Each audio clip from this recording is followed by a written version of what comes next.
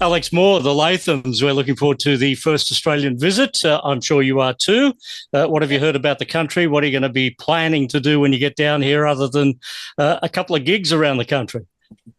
Well, I'm excited to just the culture's always fascinated me because obviously like, I've never been that far away, like so it's I'm excited to just because you only kind of get glimpses of stuff on like TV or whatever, but we're excited to go and like experience it for ourselves, and obviously loads of people go over to Australia, so it must be a nice place, like. Well, when English or people from Great Britain normally come to Australia, the popular thing to do is to go to the street where Neighbours was made when you're in Melbourne. And Ah, Ed Sheeran's done it. The Pet Shop Boys have done it. You can join a very prestigious list nice.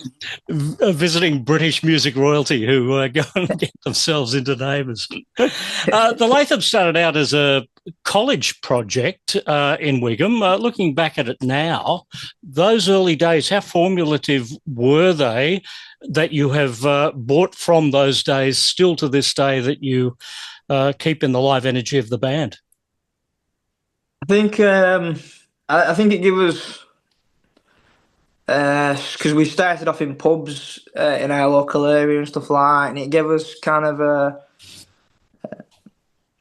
maybe like a bit of a glimpse of what it could be like. So I think that helped us, and obviously me and the lads we all met in college. So yeah, I think it was good for us to because we was very young at that point, and we didn't have any preconceptions in our heads of anything, so we were just having fun with it. So I think that was a good thing to start off with because it's become not just a job; it's something we actively enjoy. So yeah, it was good. The first song that you had out, Artificial Screens, that was a very different sounding song to where you've evolved to now. Can you remember what was going through your mind when you wrote that song? Just how much money am I gonna make? It's done its job then. No, no. Again. It was just I wasn't really thinking of anything. I realised I could write songs, and it was just fun. And I just wanted to make a sound of something, and the lads got onto it, and everybody was excited, and that was kind of the birth of just complete obsession with writing songs and rehearsing and all that kind of stuff. So yeah, It's still a very important part of your set list now, though. yeah, it is. It kind of because obviously as time goes on, you make more music and you've got to play. You've got the same amount of time but more songs, and you have to like sift through. It kind of got dropped away a little bit, and then we brought it back, and people have been really happy with it. So it's hard to get rid of, really. I See Your Ghost, How Beautiful Life Can Be, the title track, also The Great Escape. They've been popping up in recent shows by this band. Are they the four main songs that you see as sort of being, a couple of albums down the track now, fine examples of what you were doing on that first album? Yeah, definitely. That was the place where we was at. That was the music I was writing. We was different. We were in different places, like mentally, financially. Like we've grown and things develop and things change. I think I like to think we've improved with every record. Album one was kind of it was like it was really special. It was at the right time, and it captured a lot of people in quite a strong way. But musically, I think it's definitely developed over the albums. I think we've just grown, and we've become better musicians. I think we're finding our place where we sit naturally, because it can't. There has to be progression. It can't be the same thing over and over again. Like I personally wouldn't like that. Yeah, well, we got to the second album, From Nothing to a Little Bit More. A darker sound, a heavier sound. Was that deliberate? I think that was just kind of where I was at the time. Um, I think I was in quite maybe a darker, maybe angrier place than I am now. So I think that definitely bled through the music with the words and, like you said, the sound of it. I think it kind of had that natural dark undertone to it. When you found out Say My Name had been named Radio X's Record of the Year in 2022, what was your reaction to that? That must have been a huge moment for you personally. Yeah, it's always nice when you get kind of recognition from actual music listeners, not just kind of like not just somebody that kind of just picks things apart and that's it. It's people that actually sit there every day and listen to music and are affected by music, and it's good to know that people generally like dig what you're doing. It's a that's not what we're after. Obviously, we're like, I'd make music if nobody listened to it, but it's nice when people do, and you know people have got your back, and that's good. So just before the first album came out in 2021, no one had heard of who this band was. The second album comes out, and suddenly you're playing Glastonbury. That must have been another huge moment for you that, like 2 years earlier, I guess you wouldn't have even perceived that just, a couple of years down the track, you're going to be playing the most famous music festival in the world. Yeah, I mean, I'm not really in the real world in terms of before the band and that. I never went to like a festival or anything. I was very much like a recluse. I did my own thing and that. So it all these things that have happened, they've just kind of happened naturally, and I've just kind of gone with it, gone with the flow, and just worked on it. I've never really had, like I say, I've never had like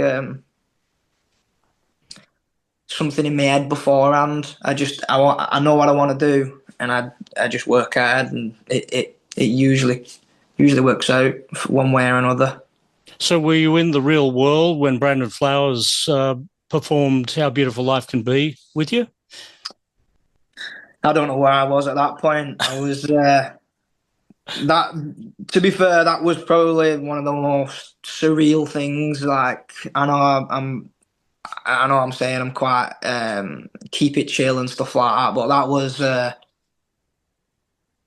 for someone at the top of the game. What I'm trying to achieve, to kind of give that attention and a little bit of like encouragement. It was mad, to be fair. It was that was cool. That was cool. Getting to perform at Robin Park Arena, the hometown gig. What's the feeling like when you're at a venue like that and it's your own hometown? Well, that one in particular, we've played in Wigan and stuff like that. Like I said, we done pubs and we done a couple of venues and that, but nothing could really hold the capacity of people that we can bring in. And then when we found out at Robin Park, it was exciting and that, because we found out quite early on.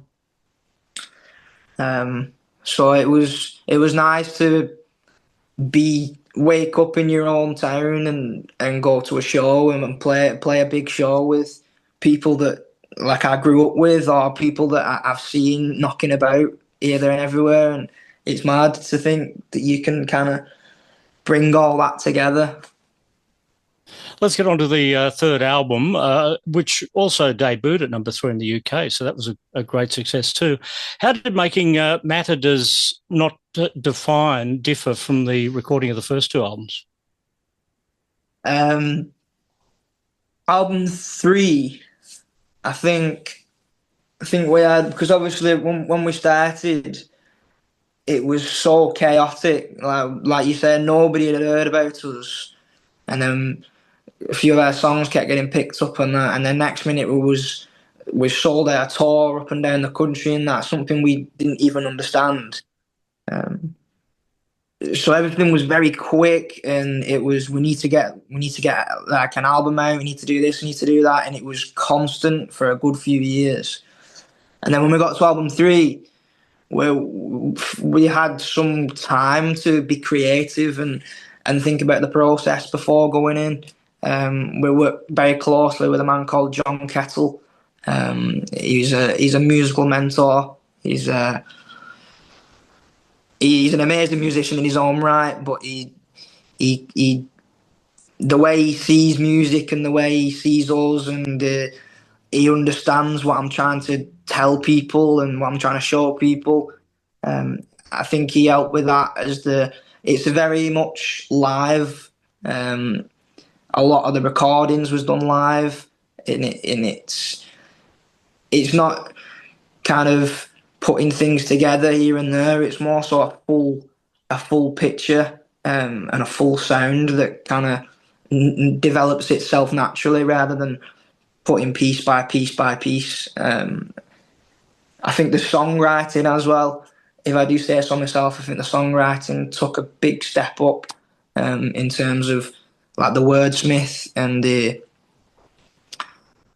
just the way just the way I kind of like express the lyrics. I feel like I've found a nice place that I'm comfortable in and I can really kind of show. So album 4, I'm excited. Album 4 when that comes around, because we've learned so much. So much has happened. I think it'll be good. The song Stellar Cast, the lead single off the current album, has made its way into the opening song on a Lathums set list. What's the audience reaction when you're opening with a new song like that? The audience reaction? I suppose it depends on the audience. We decided to put Stellar Cast at the start because it had got so much attention and like so many people was like praising it and listening to it and that. So we obviously knew it was going to be like a fan favourite. And